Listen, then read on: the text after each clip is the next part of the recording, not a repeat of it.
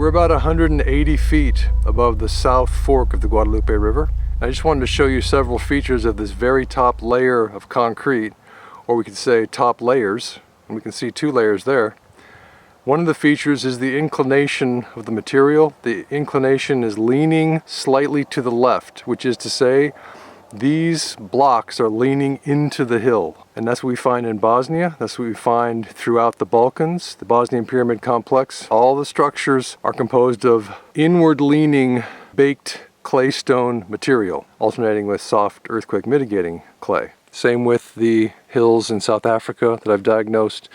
And we have an even slightly greater inclination here. And we can see the stacking. They're stacking their layers and joining them strongly through time. I wanted to show you also the diagonal construction. So we have this diagonal combined with this diagonal. We have these diagonal lines, right?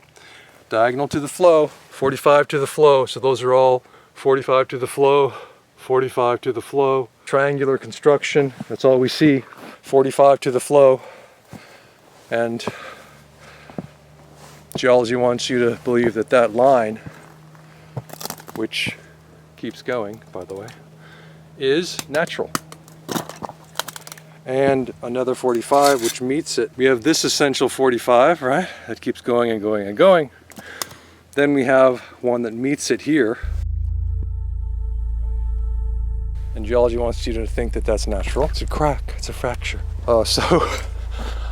This building is not the same kind of building that we would do. So there is a natural feel to some of this, especially the modeled nature of it, right? The texture of the top. But what gives us the clue that it is terraforming in ancient times by an advanced race or races is this diagonal construction, the section faces, the section seams, and of course the inclination of the layers into the hill. Here at the very top of the hill, the riverbank of the south fork of the Guadalupe, we see again the insistent 45-degree angle construction between sections. And then we also begin to find 90-degree angles. Pretty interesting. This is at the very top of the hill.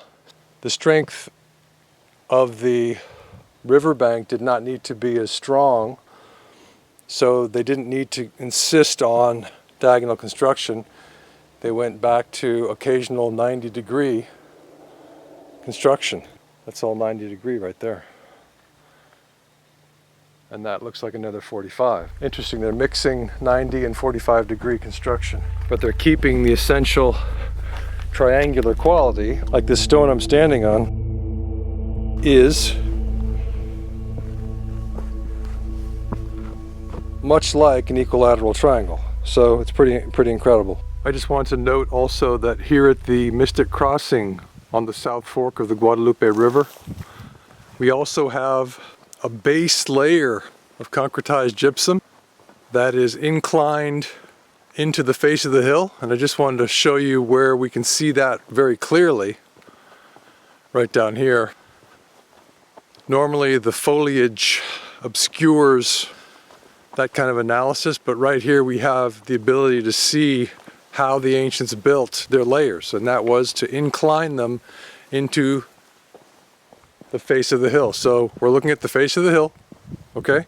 And we can see underneath the layers. See how we can see underneath them? That's because the weight of this layer, these incredible sections laid down in a single layer, is weighted into the hill. So we can see that most clearly, well, we can see it here too. This layer, this upper layer, see that? Let's get in close. So there you can see underneath. So those are all weighted in. Those are all weighted in. Even this one right here, you can see how it's leaning into the hill, and really clearly with that layer too, okay? That upper layer, leaning in. So here we have it right here. So my camera's level there, steep inclination, just like in South Africa, just like in Bosnia, not just the pyramids and tumuli, But the hills in Bosnia, all around the complex, have the same inclination. And when I say same inclination, I don't mean the exact same degree. The ancients changed their degree of inclination, okay? Sometimes it's very, very steep. So even in one hill, you'll have a different degree of inclination. Like in Osceola Hill, it changes as you go up the hill. But so my camera's level there, and we see the inclination, right? So we can see underneath the sections. Concretized gypsum that the ancients laid down at the base of the hill. So those massive 8-foot tall sections, we can see the section breaks really clearly. They're not the same kind of section breaks we would use. We just have perfect vertical breaks, but they have a different kind of break. These sections are used to make sure that this hill stays exactly where it is. Why? Because they want the riverbed to stay exactly where it is, and they want the river to flow exactly where they want it to flow. Okay, so I just wanted to button up that series of videos on the South Fork, the Guadalupe River. We were up on top of that hill talking about a lot of things, and that was a lot of fun. And I hope you enjoyed those videos too.